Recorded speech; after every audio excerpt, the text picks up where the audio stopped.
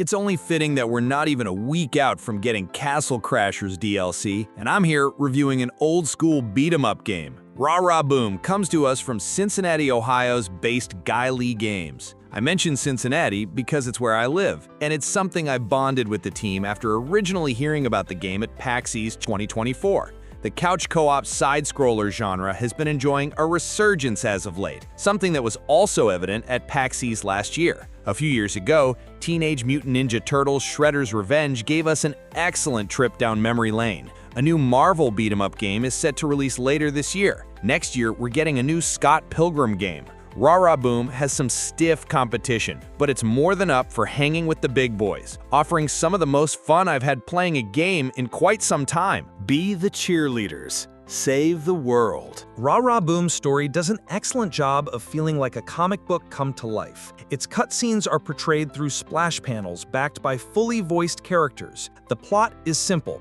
You're a group of ninja cheerleaders from space who are thrust into having to save Earth from an evil AI. Yes, it sounds exactly like the premise for a B-level limited-run comic sprint in 2025, but that's not a bad thing. I was thoroughly impressed with Rah-Rah Boom's story, expecting it to be nothing short of a MacGuffin designed to ferry players from one stage to another. It's not going to take home any Pulitzer Prizes, but it's both unsurprisingly relevant and packs a surprisingly deep emotional punch. Rah-Rah Boom is what you'd get if you combined a comic book with the arcade beat-em-ups of our past. You're more than likely not playing the game for its story, you're playing for some local co-op goodness, and that's something Rah-Rah Boom delivers in spades. Each of the 4 characters is playable, and while they feel pretty similar in combat, they all have unique traits that help them stand out. Eris is the leader of the group and plays like your generic beat-em-up hero. Saida is a cyborg who has stronger attacks and shoots missiles.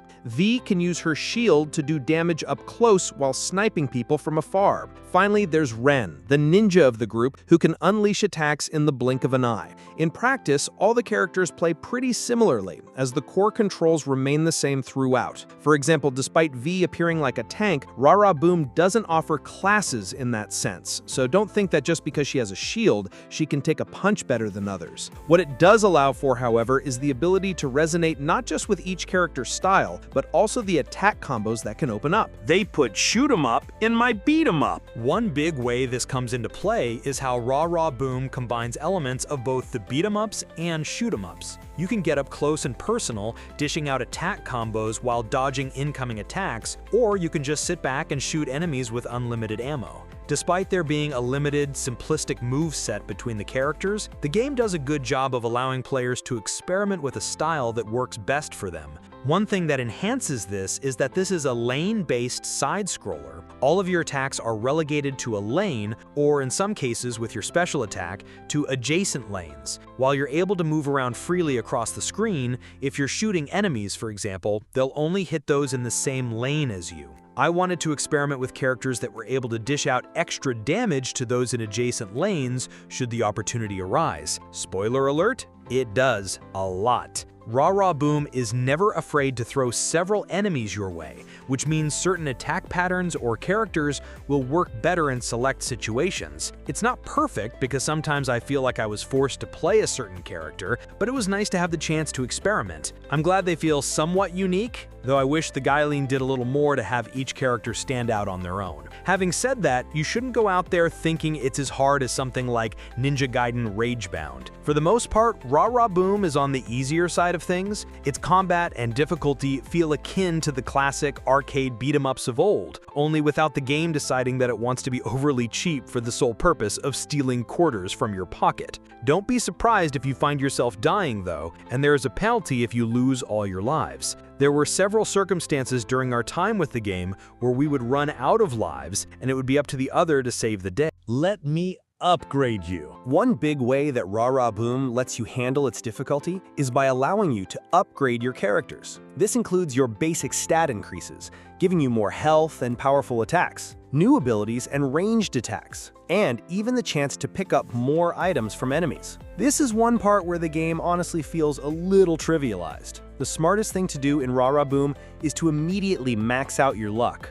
This will result in more enemies dropping cogs, the currency used to purchase upgrades, and health bars. When our luck was at its lowest, health was hard to come by, and it made us play more cautiously. With the luck turned all the way up, it was far easier to trust that no matter how dangerously close we got to death, there was a health bar or two waiting for us. Now, as a counter, health and cogs primarily drop from enemies after you kill them, so engaging with them at low health can be a risky endeavor at times. For the most part, the amount of upgrades we obtained had us feeling strong and confident. Thankfully, the game wasn't ever a complete walk in the park. It knew when to push your buttons, but it also sometimes rolled over. As much fun as I had playing it, I wished it challenged us more, especially since the game's campaign can be beaten in 2 hours. There's a scoring system at the end of every level, combined with select challenges, such as not using ranged attacks, to complete, adding to the game's difficulty and replayability. Rah Rah Boom had substance and style. One of the first things that jumped out to me with Rah Rah Boom is its presentation.